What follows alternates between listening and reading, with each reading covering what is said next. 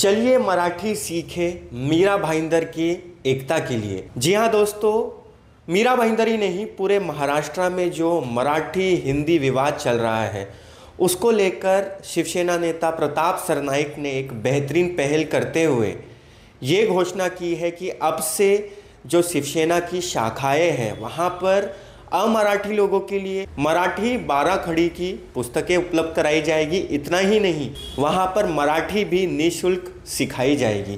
तो जहाँ एक तरफ काफ़ी नेगेटिविटी फैल रही है मराठी अमराठी विवाद को लेकर, वहीं दूसरी तरफ मंत्री प्रताप सरनाईक की ये पहल काबिले तारीफ़ है और इसकी हर कोई सराहना कर रहा है। मंत्री प्रताप सरनाईक ने अमराठी लोगों से अपील की है, आग्रह किया है कि आप ज़रूर अपनी नज़दीकी शिवसेना शाखा में आए और मराठी सीखें, मराठी सीखने का प्रयास करें। ये कोई ज़बरदस्ती नहीं है, लेकिन महाराष्ट्र में रहते हैं तो मराठी आना चाहिए। तो अपने आप में ये बेहतरीन पहल है मंत्री प्रताप सरनाईक की। आइए देखते हैं उन्होंने इस संबंध में क्या कहा। जो मराठी अमराठी वाद निर्माण हो रहा है और सबसे ज्यादा सब जगह पे सब नेतागण ये मीरा भाईंदर को टारगेट कर रहे हैं और मीरा भाईंदर का लोक प्रतिनिधि होने के नाते मैंने आज हमारे पदाधिकारियों की बैठक ली। उस बैठक में मैंने ऐसा कहा कि देखिए, हमारे सबसे ज्यादा मराठी नगर सेवक इस मीरा भाईंदर में है। जब भी हिंदी भाषिक हमारे शहर में काम धंधे की वजह से आते हैं तो वो यही बोलते हैं, ये शहर हमारा नहीं है, हमारी माँ तो गांव है मगर हमारी मौसी ये मीरा भाईंदर शहर है। और माँ के रूप में अगर कोई चाहता है तो यहाँ के आगरी कोली लोग, जो आगरी कोली लोगों का ये शहर है, ये आगरी कोली संस्कृति और जतन करने का काम करते हैं, तो उनके हर प्रोग्राम में ये हमारे हिंदी भाषिक लोग भी शामिल हो जाते हैं। जैसे गणेशोत्सव हो या हमारी मंगला गौर हो, हर श्रावण में हमारी हिंदी भाषिक महिलाएं बहुत बड़े पैमाने पे मंगला गौर की स्पर्धा करते हैं। ये कौन से भी शहर में होता नहीं है, ये मीरा भाईंदर शहर में होता है। और मीरा भाईंदर शहर में जो भी चीजें होती है वो सभी लोगों को विश्वास में लेके होती है। देखिए, कुछ महीने पहले यहाँ पे हिंदू मुस्लिम भी कलर लाना चालू कर दिया, नेशनल न्यूज हो गया, सब जगह पे वो चर्चा हो गई। कोई बाहरी नेता आते हैं और भड़काऊ भाषण करके निकल जाते हैं, चाहे वो मुसलमान हो, चाहे हिंदू हो, चाहे और जाति का समाज का आदमी हो। जरूरत नहीं है, इस शहर के लोक प्रतिनिधि सक्षम है। इस शहर के लोक प्रतिनिधियों के ऊपर पिछले कई सालों से इस मीरा भाईंदर शहर की जनता ने विश्वास रखा है।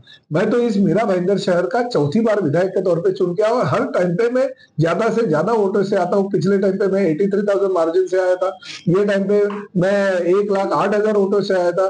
जब भी शिवसेना भारतीय जनता पार्टी की युति थी तभी भी जीत के आया था, जब भी युति नहीं थी 2014 में तभी भी जीत के आया। तो ये ऐसा नहीं है कि प्रताप सरनाईक मराठी उम्मीदवार है तो हिंदी भाषी एक हो जाए और नहीं प्रताप सरनाईक मराठी है करके उसको वोट नहीं देने का, ऐसा कभी सोचते नहीं है मीरा भाईंदर शहर की जनता। उल्टा काम को देखते हुए, मेरे जैसे कार्यकर्ताओं को देखते हुए एक बार, दो बार, तीन बार नहीं बल्कि 4-4 बार जीता है। उनके आशीर्वाद से आज मैं इस राज्य का कैबिनेट मंत्री हूँ। मुझे फक्र है कि इस मीरा भाईंदर शहर का मैं नेतृत्व कर रहा हूँ। मगर कोई भी अगर बाहरी इंसान यहाँ पे आता रहेगा और भाषिक और प्रांत जो आपस की झगड़ा लगाने का काम है यहाँ पे अगर करता रहेगा तो गलत है। मैं इसका निषेध व्यक्त करता हूँ। हमारे सबसे ज्यादा अगर नगर सेवक मीरा भाईंदर में है तो शिवसेना के है, ज्यादा से ज्यादा मराठी नगर सेवक है हमारे पार्टी के है, ज्यादा से ज्यादा आगरी कोली नगर सेवक है शिवसेना हमारे पार्टी के है। तो ऐसे कोई नहीं है, हिंदी भाषिक लोग भी उनको भी वोट देते, मुझे भी वोट देते। यहाँ का चुन के गया हुआ सांसद हमारा नरेश मस्के वो भी मराठी है। तो ऐसे नहीं है कि हिंदी भाषी की उम्मीदवार चाहिए उसको हम वोट देंगे, ऐसे कभी हमारे हिंदी भाषिकों ने ना कहा है और ना इतने सालों से हमने सुना है।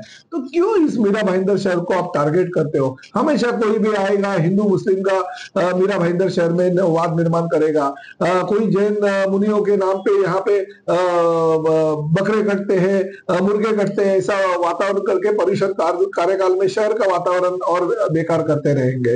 ये मराठी अमराठी वाद निर्माण करके किसी व्यापारियों को मारहान अगर यहाँ पे होती रहेगी, उस दौरान अपनी एकता दिखाने के लिए अगर व्यापारियों ने किसी भी पार्टी का झंडा नहीं लेते हुए अगर मोर्चा निकाला तो उस मोर्चा को प्रत्युत्तर देने की काम अगर यहाँ पे अगर होता है तो निश्चित रूप से ये शहर ज्यादा से ज्यादा शांति चाहता है और लोगों को भी कुछ लेना देना नहीं है। लोग भी यही चाहते हैं कि शहर शांतता प्रिय हो, शांति रहे। तो हमने ये तय किया, चलो मराठी है, हमारे हिंदी भाषिक सभी पदाधिकारी है, बहुत सारे हमारे जो नेतागण है वो भी हिंदी भाषिक है।